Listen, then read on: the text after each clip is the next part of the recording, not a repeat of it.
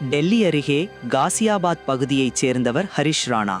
இவர் பஞ்சாப் பல்கலைக்கழகத்தில் பிடெக் படித்து வந்த நிலையில் தங்கியிருந்த விடுதியின் 4வது மாடியிலிருந்து கடந்த 2013ஆம் ஆண்டு தவறி விழுந்தார்.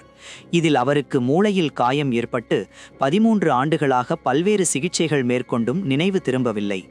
இதையடுத்து அவரை கருணை கொலை செய்ய கோரி பெற்றோர் சுப்ரீம் கோர்ட்டில் மனு தாக்கல் செய்தனர். பஞ்சாப் பல்கலைக்கழக முன்னாள் மாணவரான ஹரிஷ் ராணா கண்ணியமான முறையில் உயிரிழக்கும் உரிமையை சுப்ரீம் கோர்ட்டு வழங்கியது. இந்தியாவிலேயே இத்தகைய அனுமதி வழங்கப்படுவது இதுவே முதல் முறையாகும். இந்த நிலையில் ஹரிஷ் ராணாவின் குடும்பத்தினர் அவரோடு கடைசி 22 நிமிடங்களை கழித்த வீடியோ வெளியாகி பார்ப்போர் கண்களை குளமாக்கி வருகிறது.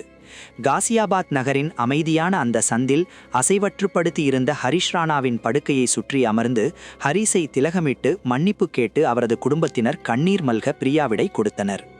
டெல்லி எய்ம்ஸ் மருத்துவமனையில் அவரது உயிர்காக்கும் கருவிகள் படிப்படியாக அகற்றப்பட்டு வருகிறது. இளைஞருக்கு வழங்கப்பட்டு வந்த செயற்கை சுவாசம் நிறுத்தப்பட்டுள்ளது. இதனால் 2 முதல் 3 வாரங்களில் ஹரிஷ் ராணா உயிரிழந்து விடுவார் என டாக்டர்கள் தெரிவித்துள்ளனர்.